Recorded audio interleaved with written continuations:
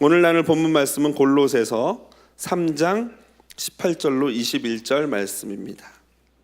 골로새서 3장 18절로 21절 말씀. 제가 가지고 있는 성경으로 신약 성경 327페이지에 있습니다. 본문이 별로 길지 않아요. 4절밖에 안 되니까요. 우리 같이 한 목소리로 크게 읽도록 하겠습니다. 다 찾으셨으면 읽겠습니다. 아내들아 남편에게 복종하라. 이는 주 안에서 마땅하니라. 남편들아 아내를 사랑하며 괴롭게 하지 말라. 자녀들아 모든 일에 부모에게 순종하라. 이는 주 안에서 기쁘게 하는 것이니라. 아비들아 너희 자녀를 경록해 말지니 낙심할까 함이라. 아멘. 우리 옆에 계신 분들과 함께 인사 나눌까요? 안녕하세요.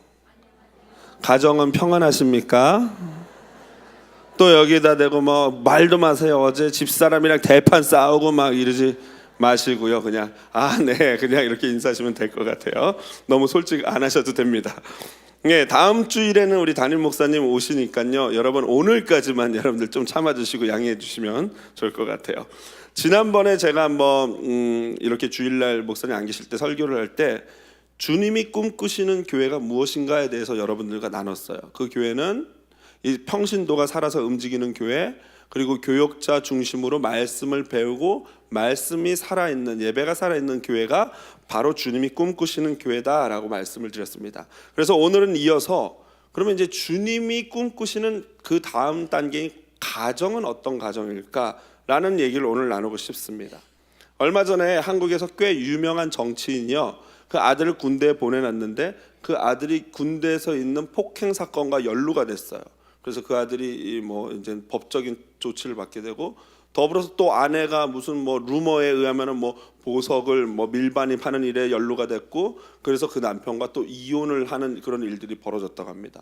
그럼으로써 이 정치인이 꽤 잘 나가는 정치인이었는데 그 생명이 하루아침에 정치 생명이 다 망가지게 됐죠. 사실 그가 정치적으로 뭘 잘못한 건 아무것도 없었어요. 결국 그분이 망하게 된 거는 개인의 가정 문제로 말미암아 그 일이 벌어지게 된 것이죠. 이처럼 현대의 여러 위기들이 사실 가정에서 비롯되는 위기들이 많습니다.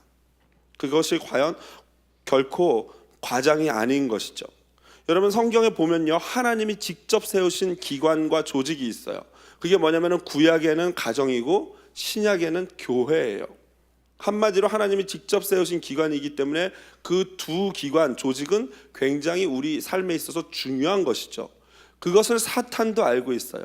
그래서 사탄이 오늘날 주로 공격하는 대상이 뭐예요? 바로 가정과 교회라는 것입니다. 가정이 무너지면은 교회가 무너지고, 교회가 무너지면은 나라도 무너지게 돼 있어요. 여러분 아직 뭐 점심 전인데 너무 무거운 말씀만 드려서 좀 죄송해요. 분위기 바꿔보려고 재미난 얘기 하나 드리겠습니다. 요즘 한국에서는요, 이 남자 여자 부부가 다 각자 아내와 남편의 사진을 갖고 다닌다고 합니다. 뭐 다 그렇죠. 여기도 그렇지 않습니까? 저도 사진을 갖고 다니는데 요즘에 또 스마트폰이 있어가지고 뭐 거기에 다 사진 담겨 있지 않습니까? 남자들이 직장에서 너무나 스트레스 받고 힘든 일을 하다가 화나면은 옥상에 올라가서 아내 사진을 이렇게 딱 꺼내 본대요. 그러고 나서 아내 사진을 보면서 이렇게 말한다고 합니다. 내가 이 여자랑도 사는데 못할 게 뭐가 있냐? 자, 할 수 있다 막 이런다는 거예요. 아내들 역시 뭐 힘든 일 없겠습니까? 시댁에 뭐 스트레스 받고 자녀 양육에 어려움이 있고 남편은 말 안 듣고 이러면은 아내들도 남편 사진을 딱 꺼내서 본대요. 그리고 이렇게 말한다고 합니다.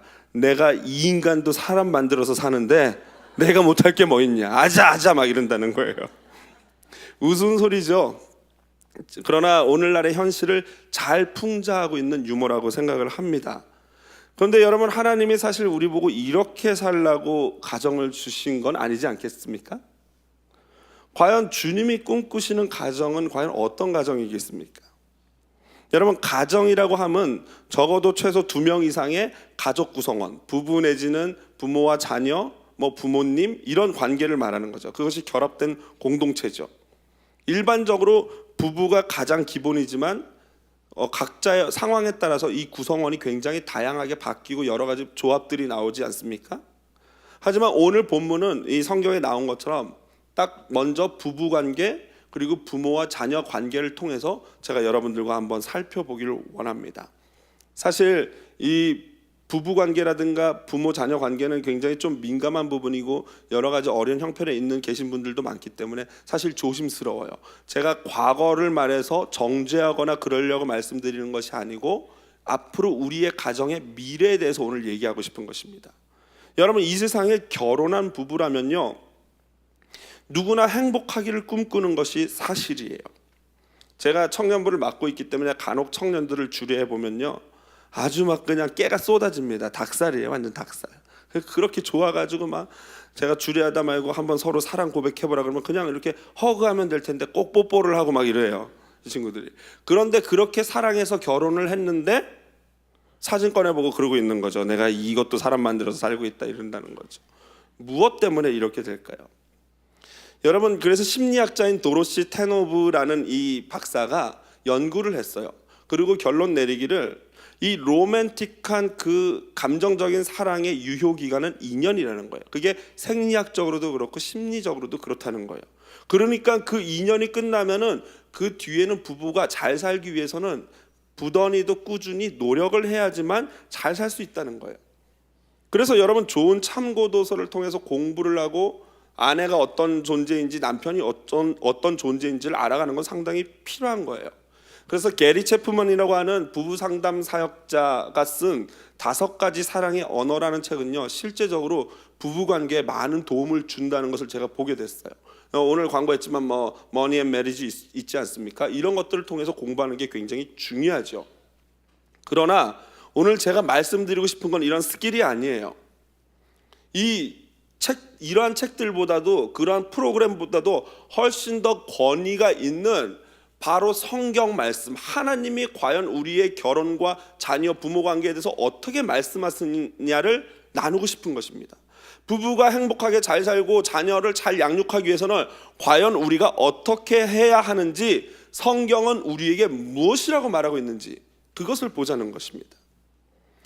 여러분, 부부관계라는 것이 사실 두 사람의 관계이기 때문에 관계라는 것은 일방적이지 않아요. 한 사람이 잘한다고 해서 좋아지는 게 아니고 쌍방간에 잘해야 되는 것이 분명한 사실이거든요. 그러니까 남편 아내 둘 다 잘해야 돼요. 그런데 그럼에도 불구하고 둘 중에 누가 먼저 잘해야 되는지 이런 순서를 생각하면요, 참 재밌는 것은 뭐냐면 성경은 항상 부부관계에 있어서 여자에 대해서 먼저 말씀하신다는 거예요. 부부가 잘 살려면 서로 노력해야 되는데 굳이 순서를 따지자면은, 그러면서 오늘 본문 18절에 아내들이여 남편에게 복종하라 라고 말씀하신다는 거예요. 여러분, 제가요 그렇게 꽉 막힌 사람이 아니에요. 저 설거지도 잘하고 빨래도 잘하고 뭐 애가 5이니까 뭐 똥기저귀 가는 거는 선수예요. 그런데 제 얘기가 아니고 오늘 본문이 말하는 바가 남편에게 복종하라라는 거예요.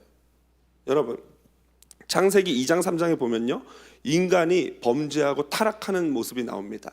그래서 하와가 먼저 따먹고 남편 아담에게 줘서 같이 범죄하지 않았습니까? 그러고 나서 하나님이 오셔서 심판을 하시는데 여자에게 뭐라고 그러시냐면은, 네가 타락한 범죄한 결과로 출산의 고통이 더할 것이다, 잉태하는 고통이 더할 것이다, 수고하고 자식 낳을 것이다, 그리고 너는 남편을 사모하고 남편이 너를 다스릴 것이다 라고 표현하고 있어요.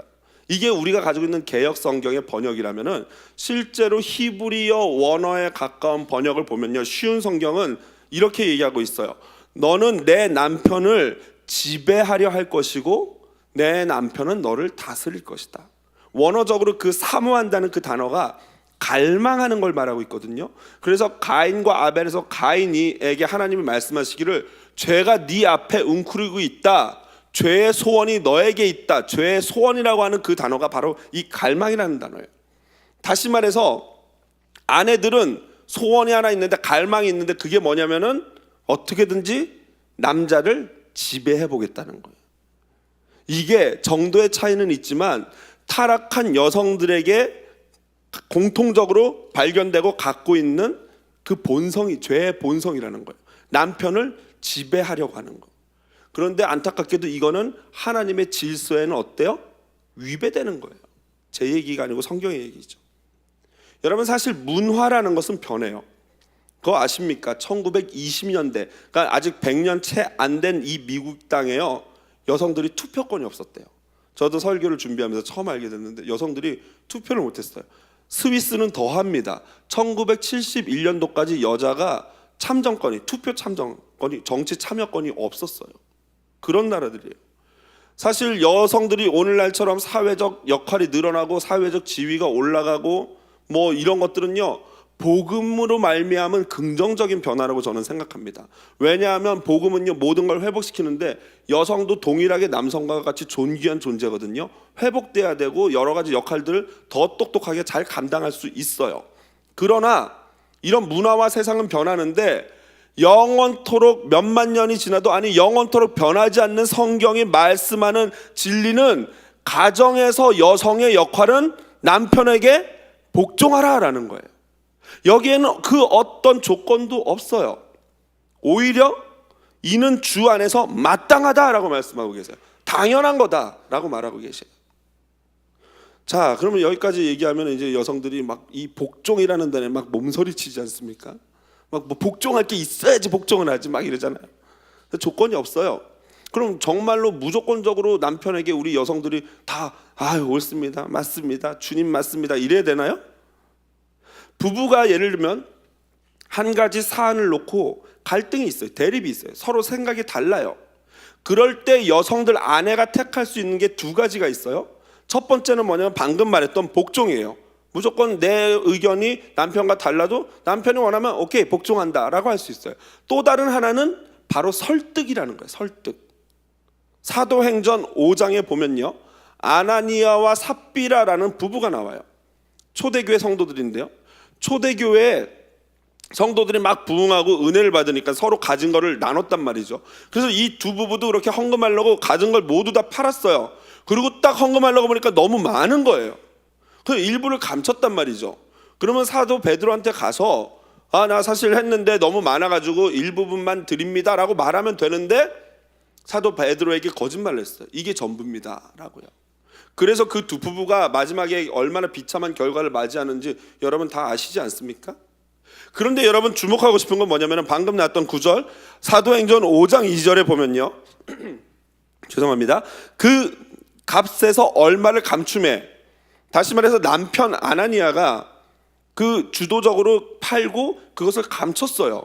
그런데 그 부인 삽비라도 그 아내도 뭐예요? 알더라. 아담과 하와는 반대였죠. 아내가 주도적으로 남편을 유혹했다면 이번엔 남편이 잘못해서 했단 말이죠. 그런데 아내가 그걸 알고 있었어요. 이럴 경우에 아내가 택해야 될 선택이 뭐냐면 복종이 아니라 설득이라는 거예요. 설득. 분명히 남편이 잘못된 길을 갈 때는 아내가 그것을 복종하는 게 아니고 설득을 해야 된다는 거예요. 여러분 사실 제가 많은 이 목회를 하면서 많은 부부들을 보고 저희 집을 보고 또 옆집 보고 딴 집 보면요, 대부분 부부 중에 여자가 좀 똘똘해요. 그래서 제가 왜 그런가 했더니, 여러분 이 남자는 좀 먼저 지어졌고 여자가 나중에 지어진 거 아닙니까? 한마디로 치면 뉴원이에요. 신제품.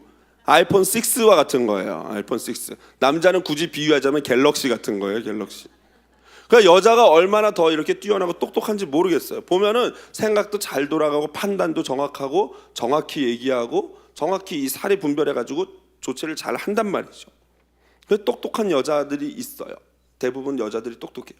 그런데 문제는 그런 똑똑한 여자들은 어떤 게 있어요? 남자를 지배하려 들어요. 그 여성은 똑똑한 거는 분명히 맞는데 지혜로운 여성은 아니라는 거예요. 똑똑하긴 한데 지혜로운 여성은 아니에요. 여러분, 아내는 남편과 의견 차이가 있으면은 그 두 가지 의견 중에 아니면 그 외 또 다른 의견이 어떤 게 하나님이 원하시는 길인가를 생각을 해야 되는 거예요. 과연 이 두 의견 중에 아니면 또 다른 의견 중에 무엇이 하나님이 원하시는 것인가, 그걸 놓고 기도하고 그걸 분별할 수 있어야 돼요. 그리고 분별해서 만약에 내 뜻이 하나님의 뜻에 가깝다는 확신이 있으면은 지혜롭게 남편을 설득해야 되는 거예요. 설득.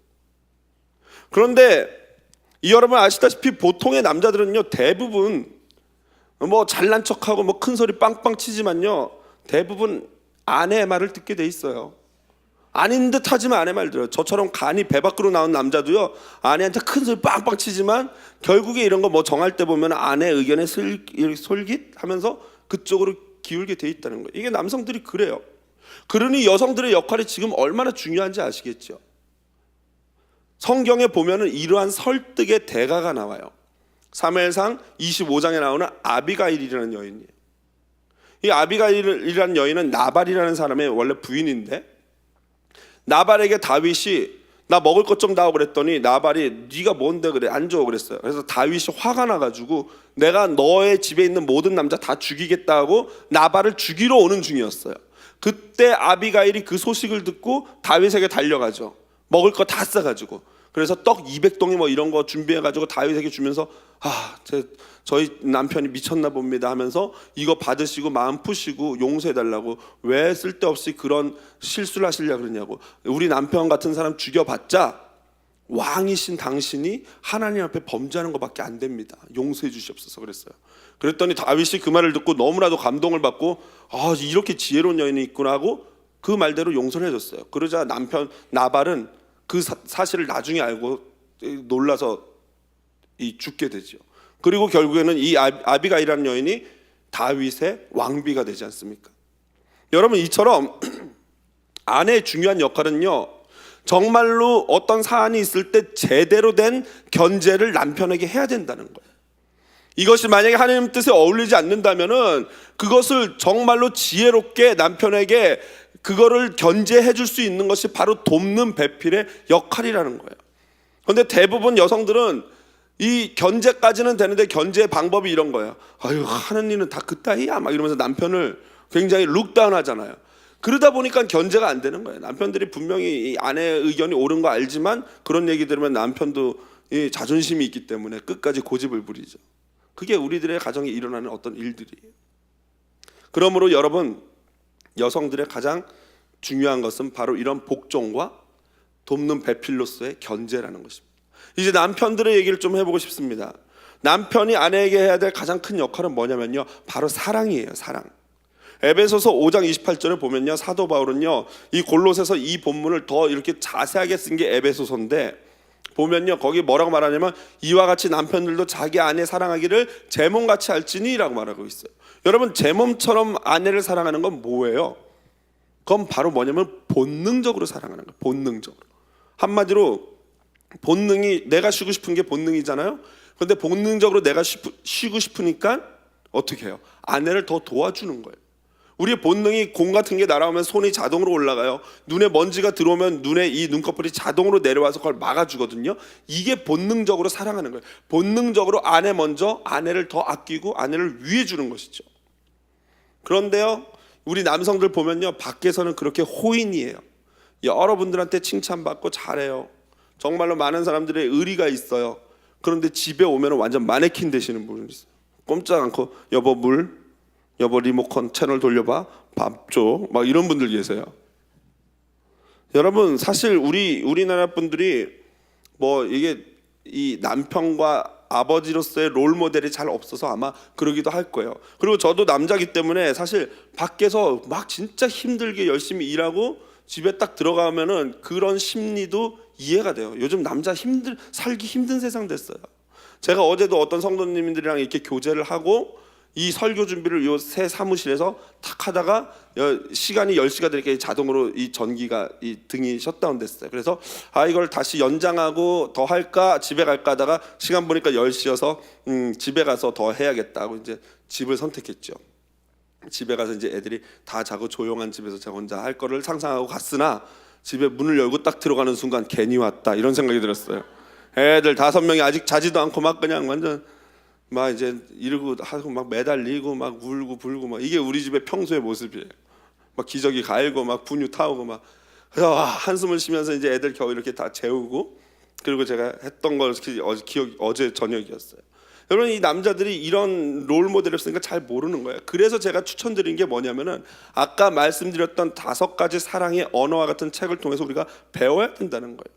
그 책에 의하면은 남성이든 여성이든 각자가 대화하는 언어가 있다는 거예요. 그 언어가 뭐 영어, 뭐 중국어 이런 게 아니고요.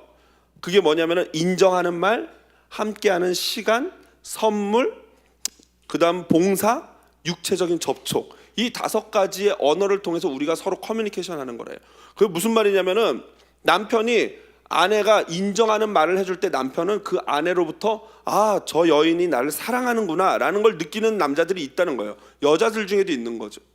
또 어떤 여자는 남편이 자신과 함께하는 시간을 보내줄 때 아, 이 남편이 나를 사랑하는구나 느낀다는 거예요.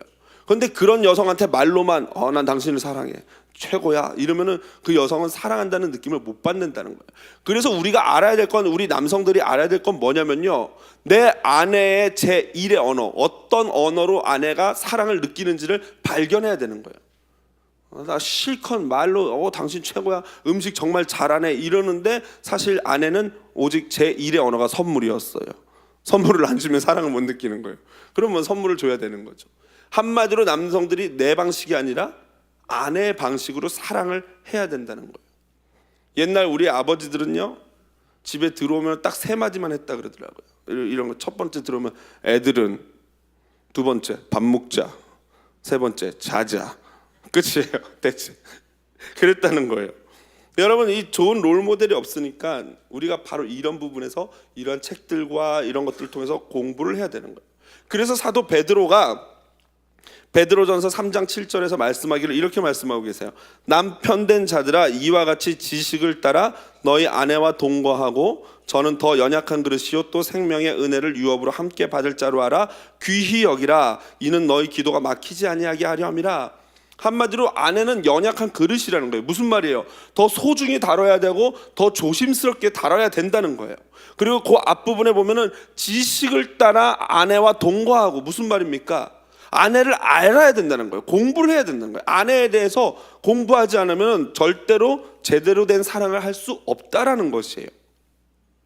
첫 번째 남편이 해야 될 것은 아내를 제 몸처럼 사랑하는 거예요. 두 번째 남편이 아내를 위해서 해야 될 게 있다면 바로 그것은 통치예요. 통치. 윌로우 크릭 교회 빌 하이벨스 목사님은요, 나는 크리스천입니다 라는 책에서 오늘날 남성의 문제를 이렇게 얘기하고 있어요. 오늘날 남성의 문제는 진짜 남성을 찾기가 어려운 것이다 라고 말하고 있어요. 요즘 대부분의 남성들이 너무 유약해지고 너무 말랑말랑해졌대요. 너무 부드러워졌다는 거예요. 다시 말해서 남성성 자체가 사라져버린 남성들이라는 거예요. 그거를 이 빌 하이벨스 목사님은 그 책에서 거세된 남성이라고 표현을 했어요.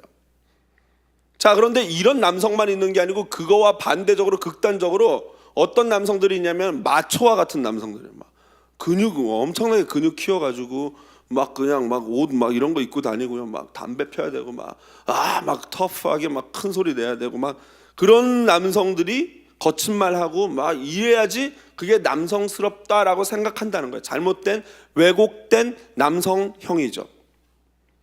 이렇게 터프한 무식한 막 그냥 무대뽀인 마초와 같은 남성상도 잘못된 것이지만 반대로 또 너무 여성화된 남성상 자체도 큰 문제가 있다는 거예요. 여러분, 옛말에 이런 말이 있잖아요. 이 남자는 여자 말 들으면 손해볼 거 없다라는 말이 있어요. 근데 이거 다 뻥이에요. 뻥. 제가 이게 제 말이 아니라 성경이에요. 성경 3장 17절에 보면요, 창세기 3장 17절에 보면 이렇게 나와 있어요. 하나님께서 아담에게 하시는 말씀이에요. 아담에게 이르시되 내가 내 아내의 말을 듣고, 누구의 말을 들었다고요? 아내의 말, 여자 말 들은 거예요. 여자 말. 그래서 우리 인류가 어떻게 됐어요? 완전히 지금 망한 거예요. 죄의 구렁텅이로 들어간 거예요. 저때 아담이 저 여성의 말을 들으면 안 되는 거죠. 그래서 여러분, 제가 연구한 결과 남성이요 들어야 될 여성의 말은 딱 2개예요. 하나는 어머니고 하나는 내비게이션 안내하는 그 안내양의 말을 들어야 돼. 레프턴 하십시오. Yes, ma'am. 이러고 가야 된다는 거예요. 그런데 그 내비게이션도 틀릴 때가 있고, 어머니도요 성인이 되면은 더 이상 어머니의 말을 청종하지만 그 말대로만 하면 안 되는 거예요. 그럼 마마보이가 되는 거죠. 여러분, 그렇다면은 진짜 남성스러운 남성은 도대체 어떤 사람입니까? 마초와 같은 사람도 아니고 여성들의 말을 듣고 말랑말랑한 그런 남성도 진짜 남성이 아니라면은 진짜 성경이 원하고 말하는 남성은 과연 누구냔 말이죠. 그것은요, 좀 전에 읽었던 3장 17절에 보면 힌트가 있어요. 네가 내 아내의 말을 듣고 라고요. 다시 말해서 진짜 남성은 바로 하나님의 음성을 듣는 자가 진짜 남성인 줄로 믿습니다. 여러분 왜 아내들이 남편 말 안 듣는지 아십니까? 이 여성들이 아까 똑똑하다 그랬잖아요. 이 여성들이 남편 말을 들으면요, 저 말이 자기 말인지 진짜 왕이신 하나님의 말씀인지를 구별한단 말이죠, 여자들이. 그런데 하나님 말씀 안 하고 순 자기 얘기만 하니까 여성들이 어떻게 저걸 따라, 이렇게 되는 거예요. 그러므로 남성들이 먼저 하나님 안에서 하나님과 깊은 교제를 나눠야 돼요. 그리고 하나님의 음성을 듣고 하나님의 말씀으로 가정을 통치하기 시작하면요, 그에게 저절로 주어지는 것이 바로 하나님의 통치권인 줄로 믿습니다. 그러니까 남자가 기도해야 되는 거예요. 그러니까 남성이 말씀을 봐야 되는 거예요. 그럴 때 비로소 진정한 가정의 가장이 될 수 있는 것이죠. 남성들이 하나님을 등에 업지 않고 자기의 힘으로, 자기의 의지로, 자기의 경험으로만 내가 이 가정의 가장이다 하려고 하니까 문제가 생기는 거예요. 진짜 왕이신 하나님의 음성을 들을 때 비로소 우리 남성이 진정한 가장으로 바로 설 줄로 믿습니다. 그렇게 되는 축복이 있기를 바랍니다. 두 번째 관계는 뭐냐면요, 부모와 자녀의 관계예요. 여러분, 부모의 가장 큰 역할이 무엇일까요? 1960년대까지만 해도요, 미국은요, 여성의 이름으로 집을 계약할 수가 없었대요. 은행에서 돈을 빌리려도요, 여성이 돈을 빌리려면은 남성의 코사인을 받아야 되는 거예요. 1960년, 불과 50년 전까지. 이제 여성들이 경제활동을 그러나 그 뒤에 미국의 많은 여성들이 경제활동의 무대로 나왔어요. 그래서 많이 나라가 경제가 발전하고 좋아졌지만 그 반면에 잃어버린 것이 있어요. 그게 무엇입니까? 바로 가정이라는 거예요. 우리 이 이민 사회도 다르지 않아요. 저는 뭐 맞벌이 하시는 분들을 뭐 정죄하는 게 아니에요. 맞벌이 당연히 어쩔 수 없이 해야죠. 이 이민 사회 제가 다 아는데 당연히 할 수밖에 없어요. 그래서 이 말도 안 통하는 이 나라에 와가지고 1세대들이 뭐 청소하고 힘들게 정말 매일매일 페이먼 내야 되고 이런 것들을 생각하면 어떻게 일을 안 하겠습니까? 그래서 정말 열심히 살면서 돈만 벌고 부부 사이에 뭐 대화도 없이 관계도 없이 그냥 맨날 돈만 벌고 이렇게 해서 지금까지 와서 20년 30년 지내서 어느 정도 기반이 잡혔단 말이죠. 그래서 경제적인 어떤 일정 부분은 안정이 되고 채워졌지만, 그러나 반면에 망가져버린 부부관계, 망가져버린 자녀와의 관계가 우리에게 여전히 남아있다는 것이에요. 여러분, 제가 청년들을 신방해 보면요, 그 다 큰 청년들이지만 그 친구들이 부모님의 어떤 문제로 말미암아 갖게 된, 어렸을 때 느꼈던 그런 것들과 이런 것들이 다 상처로 남아있더라고요. 물론 저는요, 아까도 말씀드렸지만 정죄하려는 게 아니에요. 미래를 얘기하는 거예요. 어쩔 수 없이 이혼하는 사람들 많아요. 제가 신방해 보면요, 그 뭐 상황이 살기 위해서 이혼을 할 수밖에 없어요. 같이 살면은 뭐 생명의 위협을 느끼는데 어떻게 같이 살겠어요? 헤어질 수밖에 없죠. 그렇게 되는 거예요. 그래서 자녀들이 그런 상황들을 보면은 충분히 이해하고 쿨하게 엄마의 문제고 당연히 그렇지요 라고 얘기를 해요. 그러나 그럼에도 불구하고 그 상황 자체가 우리 어린 자녀들에게는 상처가 된다는 거예요. 저도요, 뭐 이 간혹 아내와 말다툼을 합니다. 너무 염려하게 보지 마세요. 애가 5이고요. 뭐 전혀 부부관계 문제가 없어요. 그러나 여러분들과 마찬가지로 말다툼을 해요. 한국에 있을 때도요, 제가 우리 아내랑 싸우면요, 저는 이제 싸우면 주로 피하려고 밖을 나가요. 왜냐면 그러면 이제 여자들은 열받죠. 저게 나를 무시하고 막 나간다 이러고 열받는데, 저는 이제 나가요. 그래서 나가서 막 분당의 탄천변에 가가지고 농구공을 튀기면서 농구공 막 던지면서 받아라 이재은 하면서 막 이제 우리 집사람 이름이에요. 막 분노의 농구슛을 하면서 막 이렇게 하다 보면요, 시간이 지나면은 마음이 풀리기 시작하는 거예요. 제정신이 돌아와요. 분노는 사라지고, 그래, 내 아내가 어려서 나한테 시집을 와서, 그때 한국에 있을 때 애가 셋이었거든요. 애 셋을 낳고 이렇게 나를 위해서 봉사하고 살아주는데 내가 이런 일로 이렇게 분노하고 화내는 거는 옳지 않다라고 제정신이 드는 거죠. 근데 이제 미국에 와서는 간혹 어렸을 때는 애들 안 보는 데서 싸웠는데, 미국에서 이제 애들이 좀 크니까 간혹 이게 컨트롤 못하면 애들 앞에서 약간의 언쟁이 있단 말이죠. 그럼 그때마다 느끼는 게, 애들이 특히 큰 애가 이 마음에 상처를 받는 게 눈에 보여요. 그래서 이번 휴가 때 제가 여행을 아주 좋게 여행을 막 가서 이렇게 좋은 거 보여주고 막 분위기 좋게 해가지고 다 한 다음에 마지막 날 집에 와가지고 같이 예배를 드렸어요. 가정 예배를 오랜만에 드리면서 너 아빠한테 하고 싶은 얘기 한번 해봐라. 아빠한테 원하는 게 뭐야? 불만이 뭐야? 하면서 다 얘기를 한 다음에 이제 제 변명을 했죠. 아빠가 엄마랑 싸워서 미안해. 그럴 때 너희들 마음이 이렇지. 아빠가 잘못했어. 무조건 그건 아빠가 잘못한 거야. 아무리 뭐 화나서 이래도 아빠가 잘못한 거야. 아빠를 용서해줘라고 하면 애들이 뭐 이렇게 그냥 뭐 이래요. 그러나 제가 자존심이 있잖아요. 그래서 뒤에 꼭 이런 말을 붙여요. 그래도 너희들도 맨날 싸우잖아. 이렇게 말을 붙여요. 지네들도 맨날 싸우거든요. 그래서 제가 너희들이 싸우면서도 맨날 친하게 지내듯이 아빠도 엄마랑 그런 거야. 아빠가 사랑하지만 이렇게 싸울 때가 있는 거야. 그러니까 너희가 좀 이해를 해줘라고 얘기를 해요. 여러분, 부모의 가장 큰 역할이 뭡니까? 그거는요, 보이지 않는 하나님을 자녀들에게 보여주는 거예요. 하나님이 눈에 보이지 않아요. 자녀들은 그 하나님을 잘 몰라요. 그런데 그 자녀들이 어떻게 하나님을 알게 되냐면은 바로 눈에 보이는 우리 이 부모들의 삶을 통해서 하나님을 보게 된다는 거예요. 그러니까 여러분, 인간적으로 엄마들이 부모들이 자녀에게 공부만 잘해라, 뭐 좋은 대학 가라, 좋은 직장, 좋은 데 결혼해라 이렇게 요구하는 거는 정말로 그것을 하나님이 원하시는 것과 반대로 가고 있는 것이라는 거예요.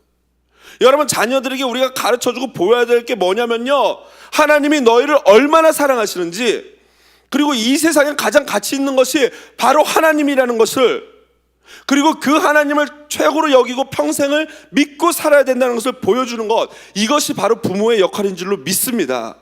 그 역할을 감당하셔야 돼요. 그리고 아이들이 어느 정도 크면은 한 칸 물러나야 돼요.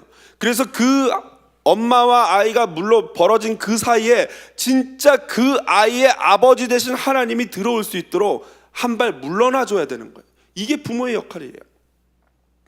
마지막으로 자녀에 대해서 이 말씀을 드리고 마치겠습니다. 자녀들이 주님, 이 자녀의 입장에 있는 사람들이 하나님을 기쁘시게 하는 좋은 방법이 있는데, 그건 바로 뭐냐면 부모님께 순종하는 거예요. 에베소서 6장 1절에서 4절에 보면요, 부모와 자녀의 관계가 나와요. 그런데 지금 보시다시피 1절은 자녀들에게 얘기한 거, 2절도 자녀, 3절도 자녀들에게 요구하시는 거예요. 그리고 마지막 4절 하나만 부모들에게 요구하는 거예요. 오직 주의 교양과 훈계로 양육하라. 이게 제가 왜 그런가 했어요. 자녀들한테는 3개 절에 걸쳐서 말하고 부모들한테는 딱 한 절만 얘기해요. 왜 그러냐면요, 부모의 마음은 자녀들에게 자동이에요. 자동으로 자녀를 사랑하게 돼 있고 자동으로 자녀를 이렇게 위한단 말이죠. 그래서 저는요, 우리 자녀들한테 돈을 안 쓰려고 일을 막 물어요. 일을. 이것들한테 내가 돈을 쓰지 말아야 돼. 막 이렇게 일을 무는데도 돈이 나가요. 그런데 여러분 생각해 보세요. 여러분, 부모님께는 어떻습니까? 부모님께 돈을 쓰려면요, 적어도 3배 이상의 노력을 해야 되는 거예요. 부모님께 돈을 쓰려고 일을 악 물어야지 돈이 나가는 거예요. 이게 바로 내리사랑이라는 거죠. 여러분, 제가 우리 애들 5명을 목욕시켜요.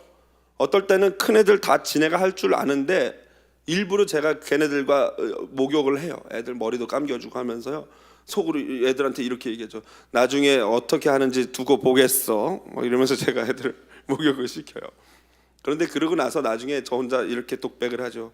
내가 무슨 부귀 영화를 보겠다고 그러냐. 너희나 잘 살아라. 여러분들, 부모님들 자식 키우니까 소용 있습니까? 이 연세 오래되신 분들 좀 자식 키워봤자 소용없어요. 그렇게 이렇게 열심히 돈 벌고 목욕 시켜가지고 이 아픈데 닦아주고 이래서 키워놨더니 다 지가 잘나서 큰 줄 알잖아요. 그리고 하나님의 음성을 듣고 부모님을 섬겨야 되는데 하나님의 음성을 안 듣고 누구의 음성을 들어요? 마누라의 음성을 듣고 그 말씀에 순종하잖아요. 그래서 아유 이것들이라고 생각하지 마시고요. 부모님들 그렇게 생각하지 마시고 다 이제 넓은 마음으로 자녀들을 용납해 주시면 돼요. 예를 들면 내가 받기를 원하는 뭐 용돈이 이 정도 버짓인데 그거보다 적은 용돈이 왔다. 그러면 우리 부모님들 세대는 나머지는 내가 너에게 용돈 주는 거다라고 쿨하게 생각하시면 되는 거예요. 그러나 자녀 입장에서는 그러면 안 돼요. 자녀 입장에서는 정말 최선을 다해서 노력을 다해서 부모님을 섬기도록 노력해야 돼요. 왜 그러냐면요, 에베소서가 아까 말하고 있는 게 그게 첫 번째 하나님 안에서 옳은 일이고, 두 번째로 그것이 약속 있는 첫 계명, 즉 10계명에서 5번째 인간과의 사이에서 가장 근본적인 계명이고, 세 번째가 이 땅에서 잘 되고, 네 번째가 장수하기 때문에 네가 부모님을 공경해야 된다, 이 말씀을 하고 있는 거예요. 그러므로 우리 모든 자녀된 분들, 이거는 나이와 상관이 없어요. 아무리 나이가 많아도 자녀이신 분들은 부모님을 공경할 수 있는 저와 여러분 되기를 주님의 이름으로 축복드립니다. 말씀을 마무리합니다. 여러분, 왜 미국에 오셨습니까? 잘 살려고 오셨잖아요. 잘 살려고. 어떻게든지 부부가 행복하고 자녀 한번 잘 키워보겠다고 오신 게 미국 아니겠습니까? 그런데 여쭤볼게요. 정말 잘 살고 계십니까? 정말 행복하십니까? 여러분, 돈 많이 벌고 뭐 이루고 자녀들 좋은 데 가고 좋은 데 시집장가 가고 뭐 모든 게 잘 되면 행복할 것 같지만 그렇지가 않다는 거예요.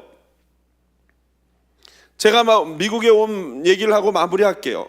제가 한 3년 전, 만 3년 전에 미국에 이렇게 도착을 했는데요. 오니까 뭐 말도 안 통하지, 뭐 문화 완전 다르죠. 막 그냥 두려운 생각이 막 들잖아요. 그런데 거기다가 애들이 셋이니까 얘네들이 이제 말까지 안 들으면은 제가 어떻게 뭐 이 견적이 안 나오는 거예요. 그래서 이제 애들을 말 잘 듣게 먼저 하려고 제가 불손한 의도를 가지고 가정 예배를 제안했어요. 얘들아, 우리 미국 왔는데 미국에서 첫 번째 가정 예배를 드리자 하고 이제 어느 선교관 숙소에 들어가서 이제 저녁에 애들을 모아놓고 같이 예배를 드리는데, 이 본문을 시편 23편 여호와는 나의 목자시니 내가 부족함이 없으리로다, 이걸 딱 택했어요. 그리고 나서 애들한테 물어봤어요. 너희 하나님 눈에 보여 안 보여? 그랬더니 애들이 안 보이는데. 그래. 그러면 하나님이 너희를 먹여 살리고 입히는 걸 누가 하는 거야? 그랬더니 아빠 엄마요. 그래, 그러니까 아빠 엄마 말씀 잘 들어야 돼 안 들어야 돼? 그러면 잘 들어야 되겠어요. 그러는 거예요. 그래서 제가 속으로 성공? 이랬죠. 이제 그러니까 너희는 내가 너희에게 하나님과 같은 존재니까 아빠 엄마 말씀을 순종하고 잘 들어야 돼 라고 하고 이제 같이 기도하자 하고 통성 기도를 했어요.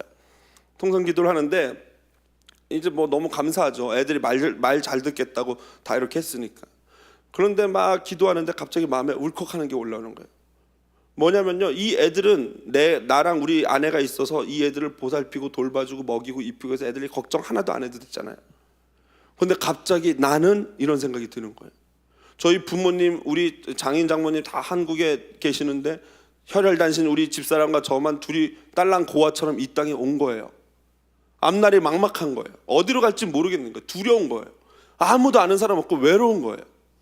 그래서 갑자기 기도하다 말고 막 눈물이 터져 나오는 거예요. 기도를 하는데 막 눈물이 확 줄줄 흐르는 거예요. 그런데 우리 아내도 그런 마음이 같이 공명이 됐는지 아내도 기도하는 가운데 막 눈물을 흘리고 우는 거예요. 울면서 기도하는 거예요. 그렇게 기도를 몇 번 했는데 좀 있다가 갑자기 우리 큰아들이 저하고 이 아내 사이로 파고들면서 가슴에 안겨더니 애가 엉엉 우는 거예요. 미국 온 지 이틀째. 지도 할머니 할아버지 모두 한국에 두고 다니던 유치원 친구들 두고 이 미국 땅에 온 게 너무나도 두렵기도 하고 외롭기도 하고 뭔가 막막한 거죠. 그래서 제가 알았어요. 나이가 많건 적건 어리건 남자건 여자건 이렇게 미국 땅에 와서 이민 생활을 시작하는 거는 외롭고 두렵고 힘든 일이구나. 이제 우리 어떻게 살아가야 되지? 그때 그 기도할 때 주님께서 내가 너의 선한 목자가 되시겠다는 말씀을 해주시는 거예요. 여러분, 지금까지 이민 생활 어떻게 버텨오셨습니까? 아무리 뭐 힘들고 어려워도 여러분, 가정에서 서로 사랑하고 하나 되고 자녀가 부모님 순종하고 남편과 아내가 서로 하나가 돼서 사랑한다면은 그 어떤 어려움도 이길 수 있어요. 그게 잘 사는 거고 그게 행복한 것인 줄로 믿습니다. 여러분, 저는 이 자리에 있는 모든 분들의 가정이 그러한 은혜가 있기를 주님의 이름으로 축복드립니다. 그래서 제안하고 싶은 게 있어요. 첫 번째로 하나님을 여러분 최우선에 놓는 가정을 목표로 삼으시길 바랍니다. 두 번째로 가능하면 일주일에 한 번씩 하나님 앞에서 가족이 모여서 예배하는 가정 되길 바랍니다. 그리고 마지막으로 세 번째로 부부 관계를 위해서 여러분 부모와 자녀 관계를 위해서 공부하셔야 돼요. 그렇게 할 때 선한 목자 되신 주님께서 저와 여러분 우리 에브리데이 교회 성도님들의 가정을 주님의 말씀으로 이끌어 가실 줄로 믿습니다. 그러한 은혜와 축복이 있기를 주님의 이름으로 축복드립니다. 이 시간 우리 함께 같이 찬양 드리겠습니다. 아까 제가 우리 자녀들과 미국에서 첫 번째 드렸던 그 말씀의 찬양이에요. 선한 목자 되신 우리 주. 여러분, 한 번도 가본 적 없는 길이에요. 어디로 가야 될지도 모르는 길이에요. 일로 가는 게 맞는지도 몰라요. 그런 가운데 어떻게 우리가 살아가고 어떻게 우리 가정을 꾸려가고 어떻게 아내와 관계하고 어떻게 자녀를 양육하겠습니까? 오직 선한 목자 되신 주님을 따르는 길밖에 없는 줄로 믿습니다. 우리 믿음으로 같이 고백합니다. 선한 목자 되신 우리 주, 선한 목자 되신 우리 주 항상 인도하시고 방초동산 좋은 곳에서 방초동산 좋은 곳에서 우리 먹여주소서. 선한 목자 구세주여 선한 목자 구세주여 항상 인도하소서. 선한 목자 구세주여 항상 인도. 우리 다시 한번 찬양할 때 모두 눈을 감은 채로 한번 고백해 봅시다. 선한 목자 되신 우리 주여, 선한 목자 우리 주, 되신 우리 주 항상 인도하시고 항상 인도하시고 방초동산 좋은 곳에서 방초동산 좋은 곳에서 우리 먹여줍소서. 우리 먹여. 여러분 믿음으로 이렇게 고백합시다. 선한 목자 구세주여, 선한 목자 구세주여 항상 인도합소서. 항상 인도하소서. 선한 목자 구세주여 항상 인도하소서. 우리 다시 한번 선한 목자 구세주여, 선한 목자 구세주여 항상 인도하소서. 선한 목자 구세주여 항상 인도하소서. 여러분 오늘 기도할 때 두 가지로 나눠서 한번 기도하길 원합니다. 첫 번째로는요, 우리 가정만 위해서 기도하라는 것은 그리스도인의 자세가 아니에요. 여러분 제가 신방을 다녀보고 많은 청년들을 만나보면요, 얼마나 가슴 아픈 가정들이 많은지 몰라요. 여러분 아마 여러분들도 주위에 적어도 한두 가정들은 그런 사람들, 아니면 내 자녀, 내 친척, 내 형제 자매 중에 그런 경험들이 다 있을 거예요. 여러분 어떤 이유에서든지 남편과 아내가 떨어져 살게 되고 자녀들을 양육하는 데 있어서 어떤 결손가정이 되어서 한 부모가 없게 돼서 그 아이들의 마음에 상처가 있고 그것이 또 다른 아픔을 생산하게 되는 그러한 가정들이 우리 주변에 있다면요, 여러분 그들을 위해서 이 시간 먼저 중보하기를 원합니다. 내 가정을 위해서 기도하기 전에 하나님 그런 연약한 가정들, 우리 교회에 있는 그런 우리 성도님들의 가정 붙잡아 주셔서 주님께서 그들의 선한 목자가 되어주셔서 눈에 보이는 그런 결핍이 문제가 되지 않게 하시고 오직 주님으로 말미암아 그 가정이 우뚝 설 수 있는 은혜를 달라고 먼저 첫 번째로 이것을 위해서 서로 우리 중보하며 기도하겠습니다. 같이 기도합니다. 하나님 불쌍히 여겨주시옵소서. 아버지 우리 주변에 많은 아버지 하나님, 아버지 아픔이 있는 가정들과 아픔이 있는 사람들이 있다면 주님 긍휼히 여겨주시옵소서. 내 가정이, 내 형제가, 내 자녀가, 내 부모가 그러한 상황입니다. 하나님 불쌍히 여겨주시고 은혜를 베풀어 주옵소서. 그래서 결코 그러한 인간적인 결핍으로 말미암아 가정에 어려움이 있지 않도록 도와주시옵소서. 오히려 그 어려운 결핍으로 말미암아 하나님의 은혜가 더욱더 넘쳐나는 가정들 되게 하시고 하나님의 말씀으로 우뚝 서는 가정들 될 수 있도록 주여 도와주시옵소서. 주여 은혜를 베풀어 주시옵소서. 하나님의 은혜가 그 가정들 가운데 넘치게 하여 주시옵소서. 우리 이 시간 한 번 더 기도할 것은요, 여러분 혹시 가족끼리 왔다면 옆에 분과 한번 손을 잡아봅시다. 남편과 아내가 왔고 자녀가 왔다면 같이 손을 잡아봅시다. 손을 잡으실 수 있는 분들은 또 같이 잡으셔도 좋을 것 같아요. 그리고 혹시 남편이 아내의 손을 잡고 아내 등에, 아내 머리에다 손을 얹고 안수기도 할 수 있다면 더 좋습니다. 무엇이든지 좋습니다. 이 자리에 만약 남편이 안 계시거나 자녀들이 없는 분은 가슴에 손을 대고 마음에 품으세요. 그 아내와 남편을 생각하고 자녀들을 생각하고 그 영혼의 구원을 위해서 그들의 잘됨과 복을 위해서 이 시간 구하는 시간이 되길 원합니다.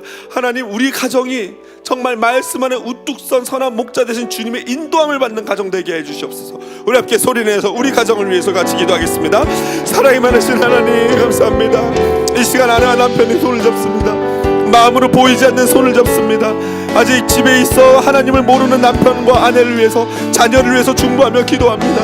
하나님, 그들을 주님의 곁으로 불러주시고 주님과 동행할 수 있는 은혜를 허락해 주시옵소서. 우리의 가정이 선한 목자 되신 주님의 인도하심을 받는 가정 되게 하시옵소서. 아버지, 종의 가정에 그러한 은혜를 주시옵소서. 아버지, 어린 자녀들을 말씀으로 잘 양육하게 하시고 아내를 진심으로 제 몸처럼 사랑할 수 있는 은혜 주시고, 아내는 남편을 아버지 하나님 순종하며 복종하며 갈 수 있는, 견제하며 갈 수 있는 그런 가정들이 되도록 주여 그런 은혜를 베풀어 주시옵소서. 회복의 역사가 있게 하시고 가정이 하나 되는 은혜를 허락하여 주시옵소서. 놀라우신 하나님의 은혜가 있기를 간절히 원합니다. 오늘 기도하는 자마다, 부르짖는 자마다 하나님 그런 역사가 있게 하여 주시옵소서. 오 주여, 선한 목자 되신 주님의 인도하심을 경험하는 가정 되게 하여 주시옵소서. 하나님의 은혜 베풀어 주시길 원합니다. 우리 이 시간 다 같이 자리에서 일어나서 같이 찬양 드립니다. 선한 목자 구세주여, 선한 목자 구세주여, 항상 인도하소서. 항상 인도하소서. 선한 목자 구세주여, 선한 목자 구세주여, 항상 우리 다시 한번 찬양할 때 모두 눈을 감으시고 손을 높이 드시고, 선한 목자, 선한 목자 구세주여, 구세주여, 항상 인도하소서. 항상 인도하소서. 하나님, 우리의 가정을 인도하여 주시옵소서. 선한 목자 구세주여, 선한 목자 구세주여, 항상 인도하소서. 손을 드시고 가슴에 대고 선한 목자, 선한 목자 구세주여, 항상 인도하소서. 선한 목자 구세주여, 선한 목자 구세주여, 항상 인도하소서. 하나님, 이 시대의 현대 위기는 가정의 위기입니다. 그 가정의 위기에서 그 누구도 자유로울 수 없음을 고백합니다. 그것이 곧 나의 이야기고, 우리 형제의 이야기고, 우리 부모의 이야기고, 우리 친척의 이야기입니다. 하나님, 긍휼히 여겨 주시옵소서. 아픔이 있는 가정들마다 회복의 은혜를 경험하게 하시고, 그 결핍으로 말미암아 아픔에 계속 머무는 것이 아니라 오히려 더 크게 임하시는 하나님의 은혜를 경험하는 가정들 되게 하여 주시옵소서. 또한 우리의 가정들이 바로 설 때 하나님, 교회가 바로 서고, 교회가 바로 설 때 나라가 바로 서는 줄로 믿사오니, 오늘 이 자리에 있는 모든 에브리데이 교회 성도님들의 가정에 회복의 은혜를 허락하여 주시옵소서. 남편이 남편 된 자리에 서게 하시고, 아내가 아내 된 자리에 서게 하시고, 자녀가 자녀 된 자리에 서게 하여 주시옵소서. 그러므로 말미암아 이 땅에 하나님의 나라가 완성되어지는 은혜를 허락하여 주시옵소서. 너무나 감사하고 감사하여 헌금 드립니다. 이 헌금이 쓰이는 곳곳마다 하나님, 가정이 회복되는 역사가 있게 하여 주시옵소서. 이제는 우리 주 예수 그리스도의 은혜와 살아계신 하나님의 사랑과 성령님의 감화감동 교통 역사심의 은혜가 오늘 다시 한번 남편은 남편의 자리에, 아내는 아내의 역할로, 자녀는 자녀의 자리로 서기를 원하는 우리 귀한 에브리데이 교회의 모든 성도님들의 머리와 그들의 가정과 그들의 자녀들 위해 영원토록 함께하기를 간절히 축원하옵나이다.